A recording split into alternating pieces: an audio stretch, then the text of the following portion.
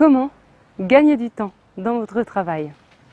Bonjour, je suis Yolène Desbois, animatrice depuis une quinzaine d'années. Je vous propose mes solutions pour gagner du temps en tant qu'animateur.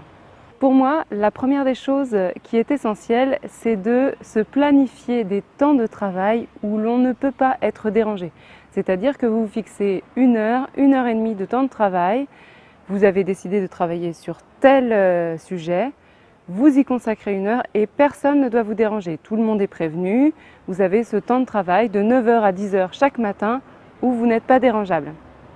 Alors dans un second temps, je dirais que ce qui est important pour moi, c'est d'avoir un panneau qui est affiché dans le bureau ou dans l'espace qu'on a de travail, où on puisse y noter toutes les idées. C'est-à-dire que c'est quelque chose qui reste affiché au mur et dès que vous avez une idée, hop, vous l'écrivez, ça vous permet de ne pas avoir quelque chose qui reste en tête. Parmi les autres choses, pour ne pas perdre son temps, ou en tout cas pas forcément en gagner, mais en tout cas pas en perdre, c'est de ne pas s'éparpiller. C'est de bien noter les tâches que vous avez à faire et de respecter l'ordre des choses que vous avez décidé.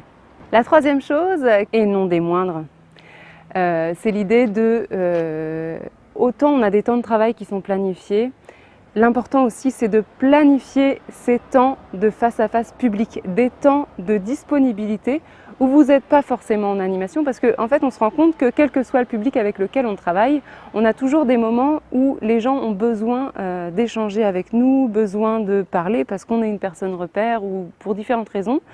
Il faut que vous ayez dans votre journée des temps où vous êtes disponible. Permettez-vous la disponibilité et votre public n'en sera que très content. Et vous n'aurez pas la sensation de ne jamais avoir le temps de les écouter ou de les écouter entre deux portes, tout ça. Alors, je récapitule. La première chose, c'est d'avoir des temps de travail où on ne peut pas vous déranger. La deuxième chose, c'est de ne pas vous éparpiller. La troisième chose, c'est fixez-vous des temps de disponibilité avec votre public. C'est des choses qui sont très utiles, notamment quand on arrive tout juste sur un poste, quand on commence juste un emploi. Moi, je sais que quand j'avais commencé à être animatrice, coordinatrice en EHPAD, ça a été un moment où ça a été important en fait, d'avoir tous ces petits outils-là pour pouvoir, parce qu'en fait on arrive, il y a tout à faire et on a envie de tout faire, sauf qu'on ne peut pas tout faire en même temps, on ne peut pas répondre à toutes les demandes en même temps. Donc de s'organiser comme ça et de voir, ça permet d'avoir une vision et de voir clair, de savoir où on veut aller, comment et de surtout prioriser les choses. N'hésitez pas à mettre un petit pouce bleu, synonyme que vous avez apprécié cette vidéo, n'hésitez pas à la partager et surtout abonnez-vous à la chaîne pour ne rater aucune vidéo à venir. Et en attendant, je vous dis à très bientôt en vidéo.